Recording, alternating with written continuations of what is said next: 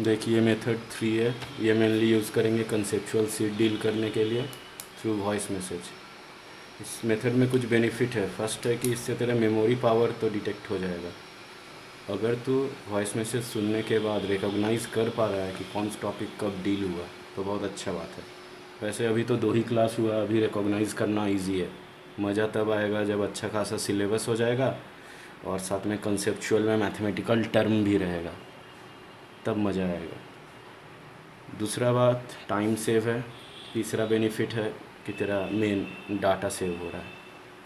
Conceptual seat के लिए हम बार बार बोले हैं एक कॉपी रखने के लिए, और रिक्वेस्ट है इस वॉइस मैसेज को तू 2 बार सुनना, एक बिना पेन कॉपी के ताकि रिकॉग्नाइज़ कर पाओ टॉपिक, और फिर एक बार पेन कॉपी के साथ ताकि नोट डाउन कर पाओ, क्योंकि एट द एंड जब सिलेबस कंप्लीट हो जाएगा तो इतना सारा कंसेप्चुअल तू दिमाग में नहीं रख पाएगा। कॉपी में नोट डाउन रहेगा तो कोई भी एग्ज़ाम के पहले तू बस एक नज़र देख लेगा। अब आते हैं कंसेप्चुअल सीट पे। जो फर्स्ट सीट तेरे को दिए है करंट इलेक्ट्रिसिटी का, उसमें से सबसे फर्स्ट क्वेश्चन था the alternating current was invented by. Answer तो बहुत सिंपल एक लाइन का है, लेकिन तेरे को और भी बात क्लियर होना चाहिए। फिर एक फादर ऑफ इलेक्ट्रिसिटी बैच में भी बताए थे, फैराडे को बोला जाता है, लेकिन और भी लोगों को फादर ऑफ इलेक्ट्रिसिटी का क्राउन दिया गया था, और ये चीज़ सीट के ऊपर मेंशन भी है थोड़ा सा ब्रैकेट में। इसमें से जो निकोला टेस्ला थे वही थे एसी का इन्वेंटर। तो AC current invented by Nikola Tesla, और थॉमस एडिशन जो है वो कंसेप्ट दिए थे डीसी करंट का। और 1880 से इन लोग के बीच वार चल रहा है, उसी को बोला जाता है the war of the current. ये लोग तो आज नहीं रहे, लेकिन वार आज भी कंटिन्यू है कि कौन बेटर है, एसी या डीसी। ठीक है, एसी आज डोमिनेटिंग है, जितना भी इलेक्ट्रिक अप्लाइंस है, इलेक्ट्रिक सप्लाई है, एसी के थ्रू ही हो रहा है। लेकिन आज भी कंप्यूटर, एलईडी, मोटर कार, ये सब तो डीसी से ही चल रहा है। तो बेटर कौन है, ये वार कंटिन्यू है और रहेगा ही। फाइनल कंक्लूज़न यहाँ 3 बात क्लियर है। AC invented by Nikola Tesla, concept of DC given by Thomas Edison, और एक बात the war of the current तो किन के बीच था, Nikola Tesla and Thomas Edison. ये एक बात, ये नोट डाउन कॉपी में कर लोगे, जब कॉपी में नोट करोगे तब। सेकेंड क्वेश्चन था the basic difference between steady DC, fluctuating DC and AC. तो बैच में बताए हुए हैं steady DC magnitude as well as direction doesn't change, और fluctuating DC magnitude change with time while direction remain same, और AC magnitude as well as direction change after a fix time interval. ये note कर लोगे। Third question था the device which convert AC into DC. तो बताया हुआ है सब, एसी इंटू डीसी पूछे तो रेक्टिफायर, लेकिन अंदर की बात है ये एसी को फ्लक्चुएटिंग डीसी में बदलता है। लेकिन हाँ, एग्ज़ाम में आए कि एसी को डीसी में कौन बदलता है, तो आराम से तू रेक्टिफायर लिख के आना। सेकेंड क्वेश्चन था फ्लक्चुएटिंग डीसी को स्टेडी डीसी में कौन बदलता है, तो वो भी बताया हुआ है, फिल्टर सर्किट। तो ये थर्ड क्वेश्चन था। फोर्थ क्वेश्चन ये भी इम्पॉर्टेंट है कि what do you mean by passive component, active component और इलेक्ट्रोमैकेनिकल कंपोनेंट। ये भी बैच में बताया हुआ है। पैसिव कंपोनेंट वो जो सप्लाई नहीं करता है एनर्जी का, जो एनर्जी एक्सेप्ट करता है। बैच में पहले लिखाए थे एक्टिव कंपोनेंट, कुछ लोग ऐसे याद रखते हैं, अरे पहला वाला एनर्जी सप्लाई करता है। नाम ध्यान रखने का, पैसिव कंपोनेंट ये एनर्जी एक्सेप्ट करता है, एनर्जी यूटिलाइज करता है, एनर्जी एब्जॉर्ब करता है, एनर्जी स्टोर करता है। दूसरा एक्टिव कंपोनेंट जो एनर्जी सप्लाई करता है, जितना भी वोल्टेज सोर्स है, करंट सोर्स है, एम्पलीफायर, ये सब सर्किट में एनर्जी सप्लाई करता है। ठीक है। और इलेक्ट्रोमैकेनिकल कंपोनेंट ये भी बताए हैं, ये ना एनर्जी सप्लाई करता है ना एनर्जी यूटिलाइज करता है, ये बस सर्किट को कंप्लीट करता है। हाँ, ये भी बताए जैसे फ्यूज़ हो गया, कनेक्टिंग वायर्स हो गया, ये सब इलेक्ट्रोमैकेनिकल कंपोनेंट है। स्विच हो गया, लेकिन एट द एंड तेरे को पता है इसमें भी कुछ ना कुछ रेजिस्टेंस होगा ही, तो इन फ्यूचर ये लोग भी पैसिव कंपोनेंट में आ सकता है, क्योंकि पैसिव कंपोनेंट था ना, रेजिस्टर, कैपेसिटर, इंडक्टर, जो लोग एनर्जी जो यूटिलाइज करता है। तो ये थोड़ा नोट कर लोगे कॉपी में। फिफ्थ क्वेश्चन, ये एग्जाम में आया हुआ था, capacitor is a passive component और एक्टिव कंपोनेंट, एक्सप्लेन इट।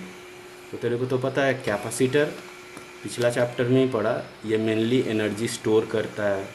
ये भी पढ़े हो कि कैपेसिटर में एनर्जी स्टोर होते समय एनर्जी लॉस भी होता है।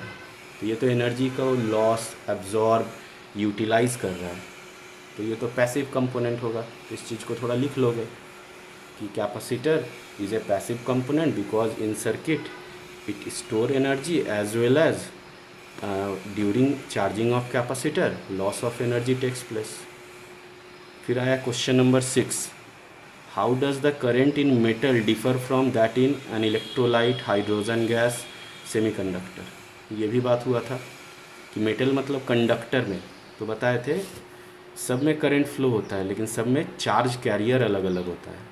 अगर मेटल में पूछे charge carrier that is the cause of current, तो इलेक्ट्रॉन है जिसके कारण करंट फ्लो होता है।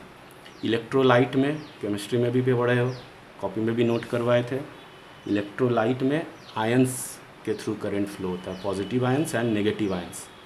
Hydrogen gas in a discharge tube B में, तो तेरे को पता है गैस में, गैस तो ऐसे बैड कंडक्टर है लेकिन हाई वोल्टेज मिलने पे उसका आयोनाइजेशन हो जाता है एटम्स का, इसीलिए गैस में करंट फ्लो होता है due to the flow of positive ions and electrons. Electrolyte में positive ions and negative ions और गैस में positive ions and electron. Last semiconductor में, तो सेमीकंडक्टर में चार्ज कैरियर होता है इलेक्ट्रॉन एंड होल्स। तो इसको नोट करोगे कि कंडक्टर में चार्ज कैरियर है इलेक्ट्रॉन, इलेक्ट्रोलाइट में positive ion and negative ion, hydrogen gas में positive ion and electron, semiconductor में इलेक्ट्रॉन्स एंड होल्स। और यही लोग कहलाता है charge carrier, that is cause of current. फिर क्वेश्चन नंबर 7, क्वेश्चन नंबर 7 था कि charge flow through a conductor related to time given by. सामने अगर कॉपी है तो भी सोच सकता है, जैसे ए में बोला है Q प्रोपोर्शनल टू T, तो तेरे को पता है तो जैसे ही करंट निकालेगा I, तो T का डिफ्रेंशिएशन होगा, मतलब T का पावर 0 हो जाएगा। T का पावर 0 मतलब करंट टाइम पे डिपेंड नहीं कर रहा है, करंट टाइम पे डिपेंड नहीं कर रहा मतलब कैसा करंट है, स्टेडी करंट है। तो Q अगर प्रोपोर्शनल टू T है तो क्लियर है कि स्टेडी करंट है।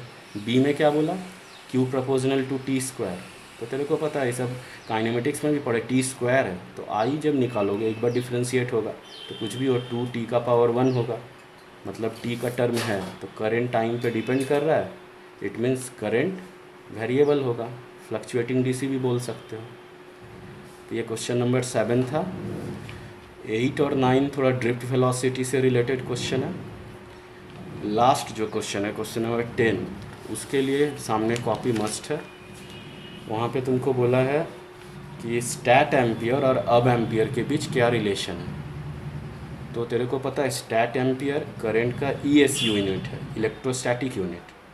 अब एम्पियर EMU यूनिट है, इलेक्ट्रोमैग्नेटिक यूनिट। चार्ज के कॉपी सामने रखोगे, चार्ज के यूनिट में हमने देखा था 1 कूलम में 3 × 10⁹ स्टैट कूलम होता है।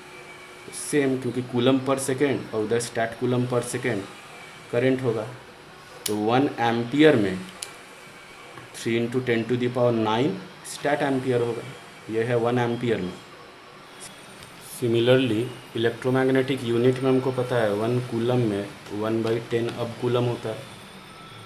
तो इधर अगर कूलम पर सेकेंड कर दे, इधर भी पर सेकेंड से कर दे, तो इधर हो जाएगा 1 एम्पियर, उधर अब कूलम पर सेकेंड तो अब एम्पियर 1/10 अब एम्पियर होगा। ESU में आया था 1 एम्पियर में 3 × 10⁹ स्टैट एम्पियर, और अब आया 1 एम्पियर में 1/10 अब एम्पियर। इट मीन्स दोनों कंबाइन कर दे, 1/10 abampere is equals to 3 × 10⁹ stat ampere. तो रिलेशन हो गया 1 अब एम्पियर इज इक्वल्स टू 10 उधर गया, 3 × 10⁻10 स्टैट एम्पियर। हम भी अभी कॉपी सामने रख के ही सॉल्व किए, तो कॉपी इसके लिए रखोगे सामने। तो ये था कंसेप्चुअल सीट 1। 8 और 9 ड्रिफ्ट वेलोसिटी के बाद होगा क्वेश्चन नंबर 8 और 9। प्लीज़ कॉपी में इसको नोट डाउन कर लोगे।